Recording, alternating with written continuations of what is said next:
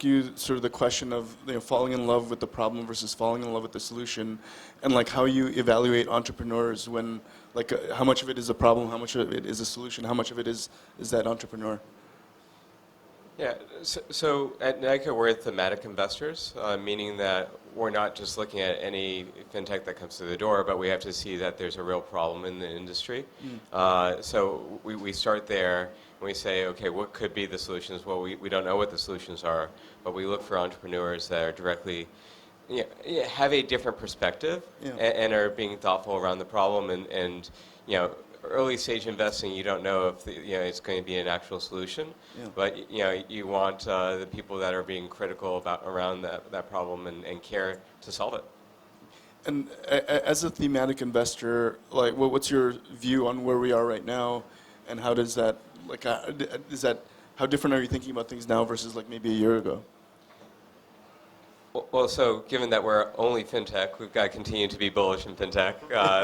There's no alternative there. Look, I think the market's still sorting itself out.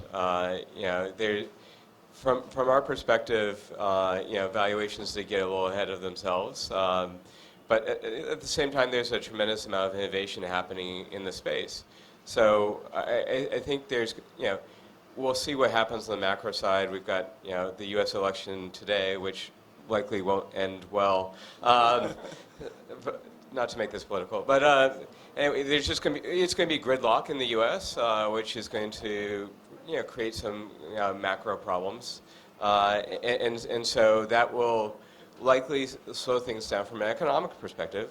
The flip side is, I think if you look at the fintech sector in particular, the best companies are made during downturns because the problems become more apparent, and it's easier for upstarts to come in and battle the incumbents that are fighting other fires. And how about, you've been investing for quite some time. Like, how have you evolved as an investor over this course of time? Well, actually not too long. So I started investing the first day of COVID. So it's been an interesting road for me. A lot of Zoom. It's great to see people in person. But so I spent 10 years as an operator before this. And I think it's been actually nice to see people in person because you know how the sausage is made.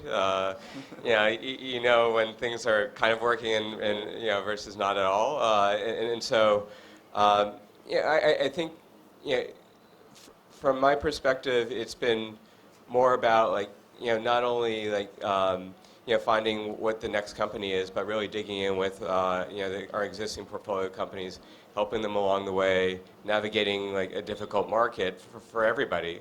I would say only the top 2-3% of startups are having trouble fundraising now.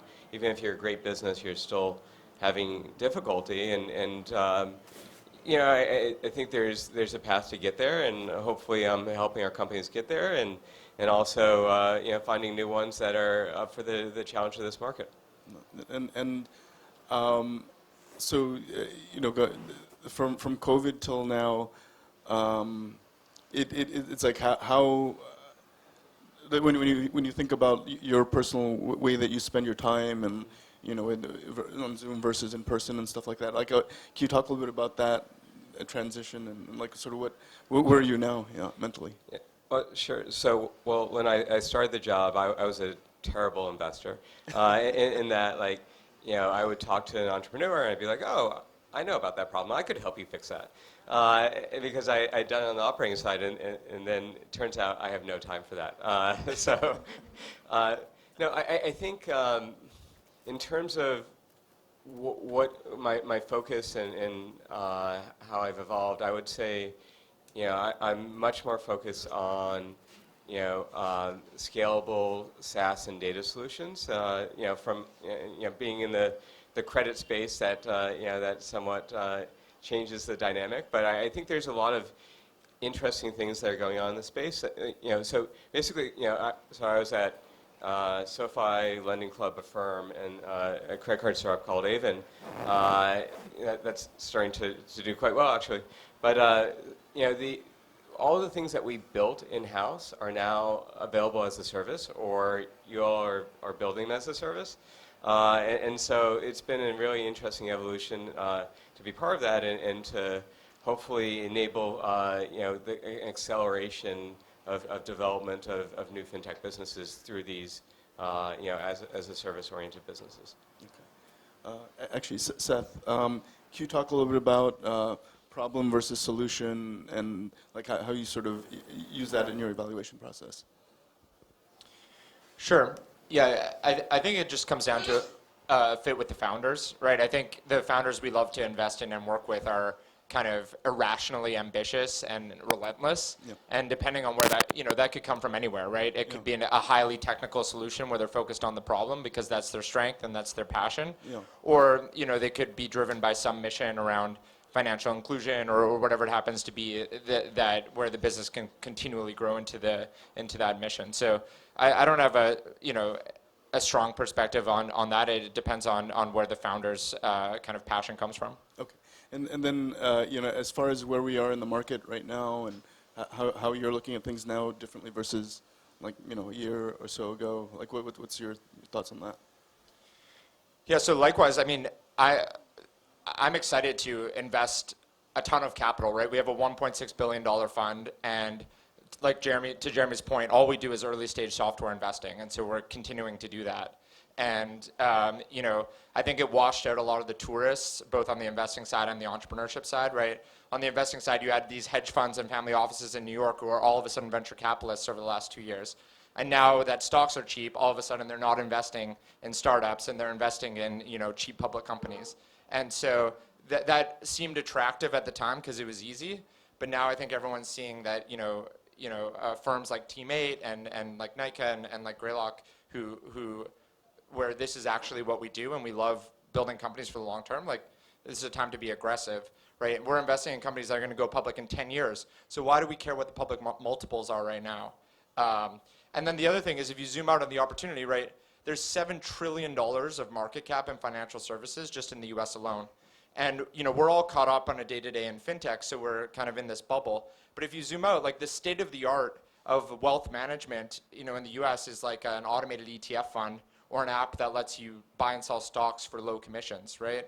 The experience for most people for wealth management is getting a PDF every quarter, paying 1% and getting terrible service, right? The state of the art for most people for getting a loan is sending a PDF document via email to a bank and hearing back 6 weeks later, and so that's the state of the art of financial services. That's $7 trillion of market value. So I think there's a lot to be done. And I actually, we're sort of coming towards the end of the program here, and I wanted to close out with, like, if each of us could give a little maybe vignette about ourselves, like to let so that we can, like, how personally we are and how that impacts like what we do. Like, so for example, I feel like all of us, like world of much uncertainty, but like when I go home and I chop onions, chop garlic, I cook like a chicken curry, and I eat like that. That makes me feel good. And no matter how the day has been, like that makes me feel like, okay, cool. Seth, can you, like, what sort of? No time to prepare for this one. I'd like to try your curry. Absolutely. Yeah, I mean, I think I guess. One kind of thing I'm interested in outside of work is mental health. I do think, many interesting jobs converge on like being a therapist, right? Whether that's a CEO or an investor. And that's some of the most joy I get out of my job is, if I go for dinner with a founder that I work with and they just feel like they can be open. It is obviously such a hard and lonely job. And, one role that you can play as an investor is having a lot of context, but being a little bit removed, so that you can just kind of be an absorption of stress and anxiety. And that's one thing that I get some energy from out of my work. That's a great answer. Jeremy? So an old boss of mine used to tell me that you can only be good at two things in life, and you have to pick, or you can be mediocre at whatever else you do. I'm still being pretty stubborn there. So in terms of outside of work, so I'm a cyclist. I really like that to like kind of unwind and hit the roads and hopefully not get hit by a car. The other side is,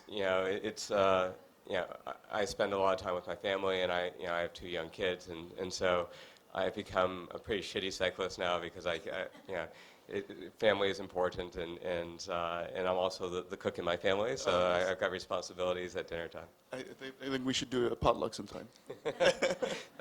I'll take your curry. Okay, that sounds good. Asaf.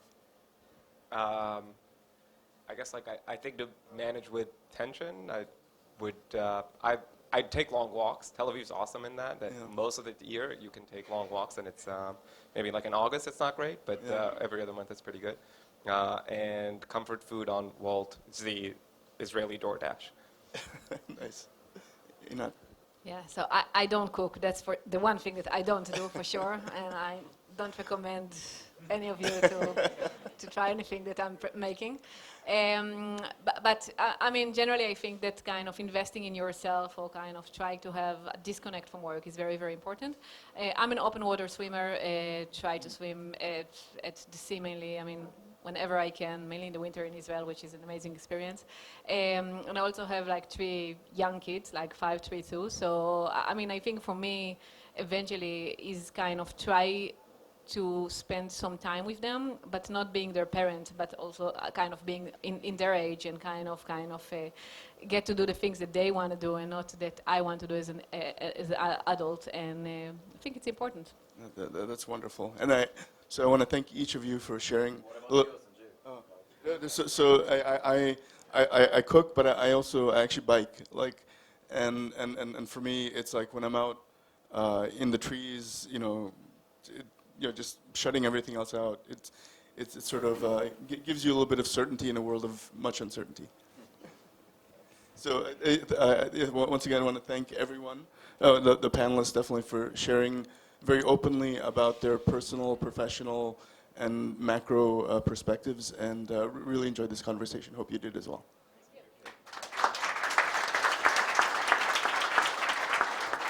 Thank you, everybody. Food, drinks, and nice T-shirts when you're out.